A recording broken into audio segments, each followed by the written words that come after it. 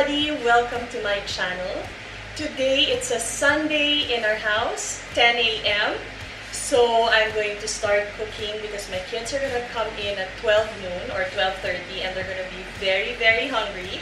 They skip breakfast when it's Sunday, so I really have to prepare fast. You know, sa totoo lang, I'm already running out of things to cook during the lockdown. So I thought that I'm gonna go back to basics. I'm gonna start cooking again what I used to cook when my kids were younger, yung mga comfort food na tinatawag namin. And when we were discussing what our food is supposed to be today, we were talking with the kids and I said, today I'm going to bake my original baked chicken recipe and mashed potato. So they were very happy because this is what they really remember and this is what they also grew up with. I know I have shared so many chicken recipes on my blog, but this is the first time that I'm sharing my very, very simple baked chicken recipe that my children really love and cannot forget. So I'm going to share it with all of you and you will be surprised how simple and how you don't need too many ingredients. So let's begin. We need one whole chicken. Okay, this has been cleaned with, I've washed it with calamansi and salt already and malinis na siya. But because today's a Sunday, I'm going to have 2 chickens. But I'm just gonna share with you muna one recipe so it's not complicated. Our Doña Elena Pomace olive oil, rock salt. So per chicken, we're going to need 1 to 1.5 tablespoons of rock salt, 2 tablespoons of pepper. Okay, but for me, I used to buy this in the States for this chicken. It's the garlic and pepper seasoning. I use this only and rock salt. But if you cannot find this in the grocery, you can just use pepper. 2 tablespoons of that. Okay, so don't mind this because this is for the other chicken. And 1 can of mushroom soup. The one in the can. Okay, that's it. That's all we need. Alright, so let's start with 1 chicken. First, 1 tablespoon of rock salt. We're massaging it as we put it. Massage. Let us not forget the inside part. Then, like what I said, 2 tablespoons of garlic pepper seasoning or pepper if you don't have garlic pepper seasoning, just pepper. You know how we love pepper. Okay, we're just going to spread this a bit. You know, I found this seasoning in the States many years ago, and that's why when I go to the States talagang yun ang binibili ko eh. Hindi damit eh, hindi sapatos, hindi kung ano-ano, talagang seasoning. Okay, I'm going to massage this first, okay? So there's the rock salt, there's the garlic seasoning. Looks nice, diba? I'm going to put inside. It's very important for me that I get flavor from inside. I want to thank everybody who has been following my chicken recipes. Thank you for tagging me and showing me how you prepare them for your special occasions at home. That's so nice. This is something that you can prepare for your kids for parties. It really looks like it's okay na, diba? Wait, I have a tip pala, okay? I've said it before. I always say it when I make chicken, after we rinse it and clean it, we have to pat it dry with a kitchen paper towel. Why? So that the seasonings, the dry seasonings will stick better. And so that when you bake it, it turns brown and crispy in the skin. You know, I feel like I want to put a little bit more salt. So simple. You know, this is so simple. Pagkatapos hanggang sabihin nyo, ha, yun lang yun? Nako, ganun lang yun. So very easy for all of you. You can cook this for your kids. Tingnan mo, 10 o'clock na. Oh, ibibake ko to. By 12 noon, may pagkain na kami ng mga bata. So I massage. And massage. And massage. Okay, you know what? I'm gonna put it here for easier massage. That's my Pyrex na. Let's not waste our seasonings. Okay, now I am going to wash my hands. So again, it's important to wash your hands when handling chicken. Okay, some people ask, Miss Marge, do you wash your hands? Of course I wash my hands. All the time. Okay, so can you see that the chicken looks this way already? Tama? Now, so simple. What will I do? With a canned mushroom soup, what are we gonna do? We're gonna put it inside the cavity. That's simple. You see? Simple lang yan. Okay? This is going to be awesome. Alam niyo naman yung canned mushroom soup, meron siyang saltiness, meron siyang cream, and it has mushrooms. So this is already a perfect mix of creamy, of salt, and then when you bake it, after you bake it, lalabas siya and it becomes gravy and it's gonna cover the chicken, and you will see. Now I want to put a little bit salt, a little bit of garlic pepper inside. Look, huh? There, that's how it looks. You can finish almost one whole can inside, depending, of course, on the size of your chicken. Okay, now, if you are a mushroom lover like myself, you can add more. Look at that. See my space pa. And I'm almost finished now with one can. All right? Now, we are going to bake this. Because we're going to bake it and we don't want it to spill over right away, I'm going to bake it first, face up.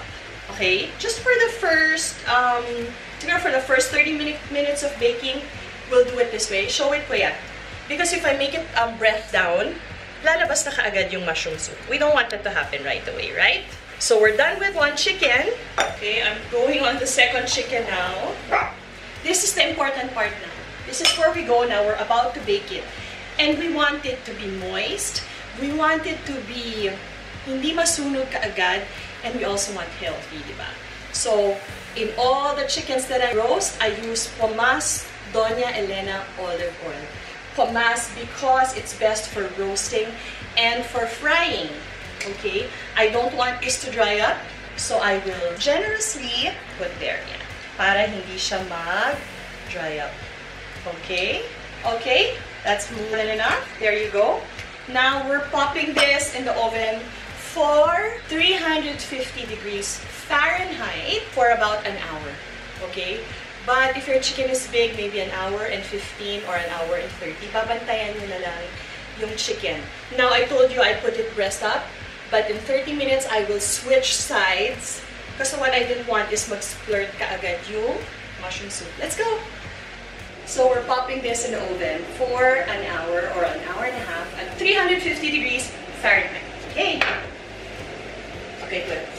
We are baking the chicken now. We have an hour or more to spare.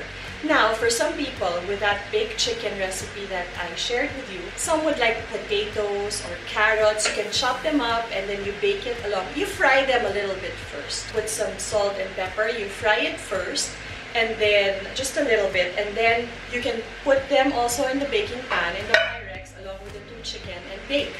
That's if you want sidings. But my kids love mashed potatoes. So I thought of, instead of putting it in the Pyrex as a side, I'm just going to make them their favorite mashed potato also. The recipe I'm sharing with you today is very, very simple. There are so many ways to make mashed potato. You can put truffle oil, you can put cheese with it, you can have the skin on it, there's so many ways. But today I'm just going to do the classic ones because my kids like the classic style. So I'm going to show you the very simple ingredients. 2 to 2.5 kilos of potatoes that we boiled and peeled and ready for mashing. Rock salt. I always use rock salt. And more or less 1 can of evaporated milk and half a bar of butter that I'm going to melt. Later on, as we go along, we will notice that, depending on how much potatoes we have, maybe we can add more salt or more evap or more butter. So again, moms, let's just make tansya-tansya. Tikim-tikim, tansya-tansya. Okay? Let's start. Now, it's best, of course, to mash while the potatoes are still hot. Okay, now, I don't mash it all the way because before mashing it all the way, that's when I start making timpla. Okay? I put the para mag-soften. There you go. Para talagang even yung distribution. I'm just waiting for the melted butter, but I'm going to put rock salt. My hands are very clean already. No more trace of chicken. There you go. You see? Okay. This is so easy to make. My favorite. Huh? It's my favorite. Your favorite. So easy to make. Okay, I'm gonna put the cans on that. I'm very generous with rock salt because marami namang potatoes yan. Plus, of course, there's the milk and the creaminess. Now, if we will use salted butter, then pwede ka na mag-lessen ng salt. Okay, hold on. Now, you see our half-bar butter. We already will pour little by little. I think magkukulang yung aking half-bar. What do you think? Oh, it smells heavenly. Butter and potato. Ooh, sarap naman. Oh, the kids will be so happy. Okay, so it's really mashed up na. Again, I will put salt every so often. Okay, we're gonna put our evaporated milk again. But of course, our pepper.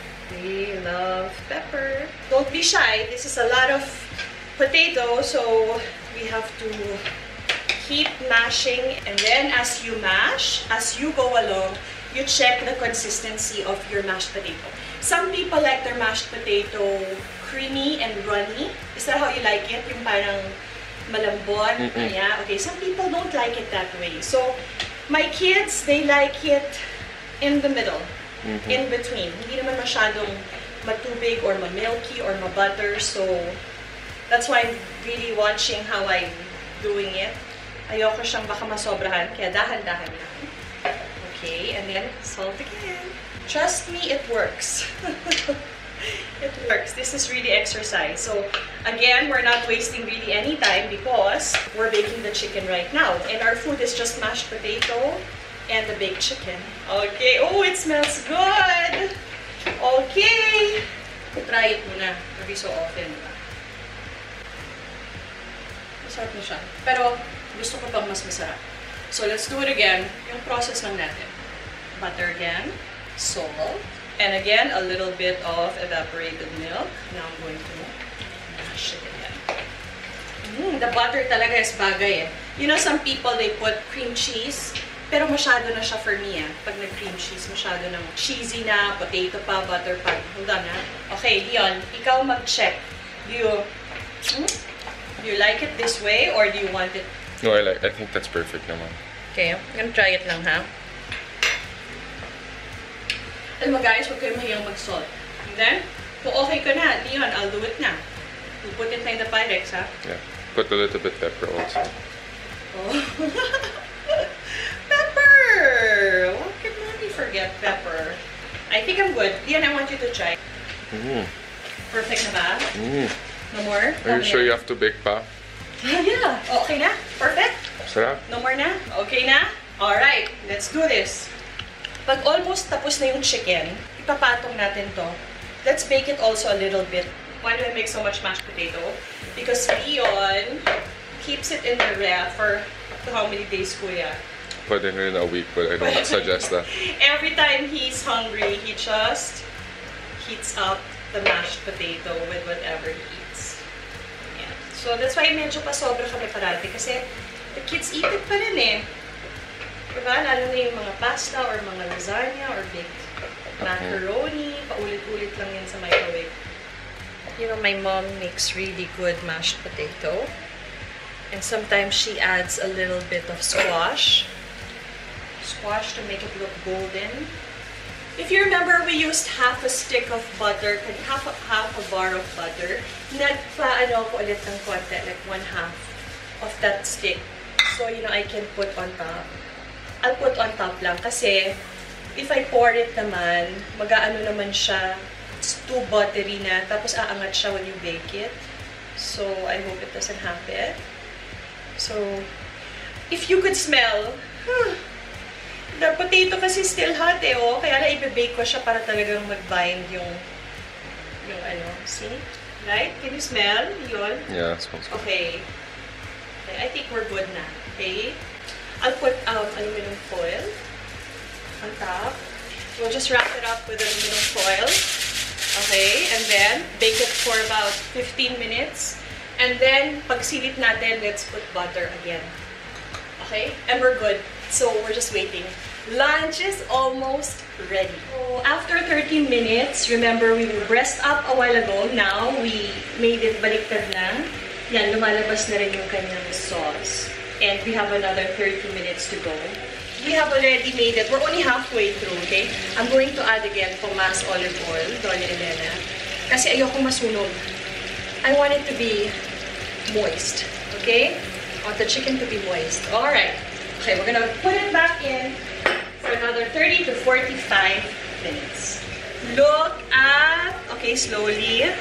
Look at this, Kuya Hero. It's bubbling. And if you notice, you see that the mushroom soup that we put, remember, inside, it became the gravy of the baked chicken. So, we're ready. We're ready, right? We're done. So, it's lunchtime. Wow. Okay, next, chicken. Where's your plate, Kuy? Then I want that part also with the other side first. Wow, look at that gravy. Talaga naman. Wow. Nice one, Mom. Oh, my mashed potato! Next. Bakit parang baliktad, ma'am? Ako Dan, ikaw na kasi gumawa. Ayan. Magaling na yung anak ko. Ako na tinuturuan. Baliktad. Look at that. Ang sarap naman ang itsura niya. Very No? That Great. looks amazing. It does. Gonna taste it. Kanina pa you're waiting for it. Sarap, Dan. Good one. Sarap, babe. Namiss mo na? I super miss this. Best seller. Thank you. So, look at that, diba? It's really good. It's really good. Wait, oh, you didn't get mashed potato, Leon. That's so not Leon. I'll never take it. fails. Mom, Never fails? it's ano to? Okay, babe, say it. Say it. Say it. Patronize me. Never fails. Just this.